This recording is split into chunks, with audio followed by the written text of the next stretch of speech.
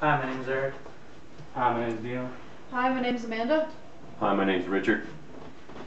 Ladies and gentlemen, if you'll direct your attention at the monitor in front of you, you'll notice an object that we're all familiar with. It's something that a lot of people use almost at every meal. We know that it makes our food taste great, but do we know the health risks associated with it, like high blood pressure? According to the CDC, 1 in 3 Americans have high blood pressure. That's 68 million people. High blood pressure has been linked to 69% of people having their first heart attack, 77% of people having their first stroke, and 74% of people having chronic heart failure. As a military service member, I'm obligated to take yearly health and fitness assessments. And from my personal experience, by maintaining all components of my health, fitness, and diet, including salt intake, I'm able to improve and perform well on my yearly physical examinations. That's why I believe it's imperative that we maintain a healthy consumption of salt intake to improve the overall quality of our health and to prevent major health risks. In order to understand the health risk, we actually need to learn more about the element or component of salt that makes it potentially dangerous. Salt is composed of 60% chloride and 40% sodium. Sodium acts as an electrolyte in our bodies, which regulates and balances water in the cells and the fluids surrounding the cells. According to the CDC and the U.S. Drug Administration and the American Heart Association, the recommended average daily value of sodium for an adult is 2,300 to 2,400 milligrams, but the average American consumes 3,700 to 4,100 milligrams of sodium a day. Now that we know a little bit about sodium, let's look at some health risks associated with low sodium diets. Hyponatremia occurs when low amounts of sodium in the body causes cells to swell up. This in itself is a major health risk, but this actually causes type 2 diabetes, in which glucose, fatty acids, amino acids, other nutrients cannot enter the cells. Now that we know some of the low sodium diet health risks, let's look at some of the high sodium diet health risks. High blood pressure is a very common one. High blood pressure occurs when pressure builds up in arteries and oxygen cannot reach certain portions of the heart, which causes damage to those areas. It will lead to heart attacks and strokes. Heart attacks and strokes. According to the CDC, 348,000 deaths have been linked to high blood pressure as the primary cause. The next one is osteoporosis, and according to PubMed, which is a government medical publication site, when there's high amounts of sodium in the body, it inhibits calcium intake, which can weaken bone and cause bones to not develop. And this is osteoporosis. The next one is kidney stones, and this is also linked to calcium.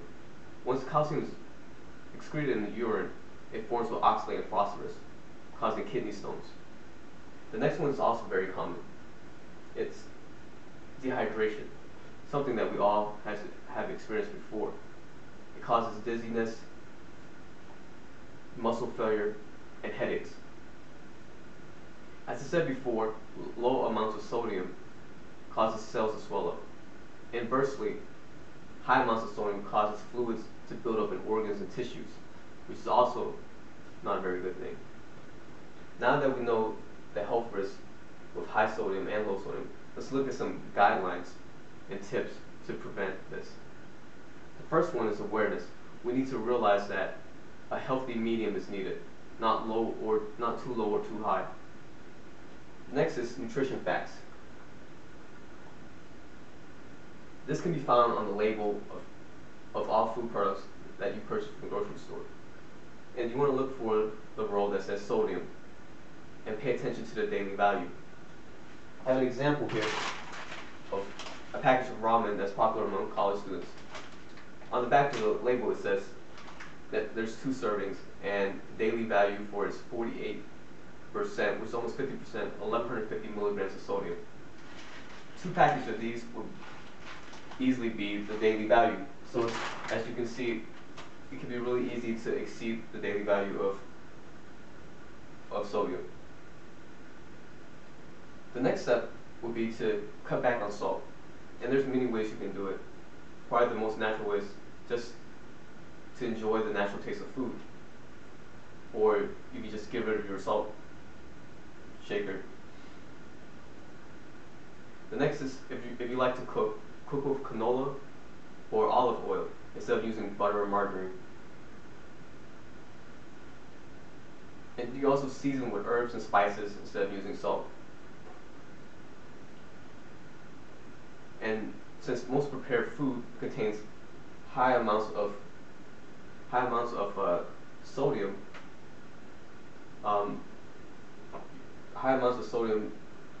you need to actually, it's possible to go online and get low sodium diet recipes. And another important one is don't use condiments. I have a chart here of different condiments like mustard and ketchup that contain high amounts of sodium. Now that we know some of the guidelines to prevent this, let's recap what we learned. First is that we learned about sodium.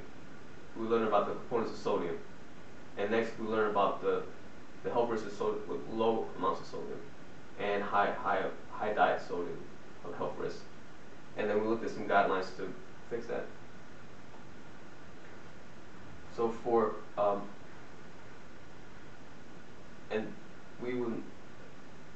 so it's imperative that we maintain a healthy regulation and consumption of salt intake to improve the overall quality of our health.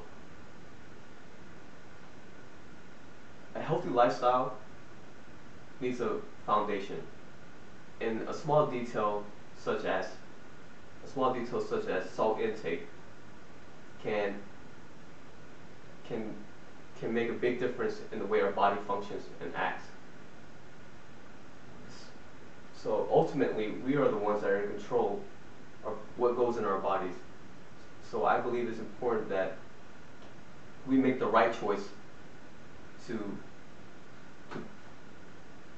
eat correctly and in order to live a healthy lifestyle.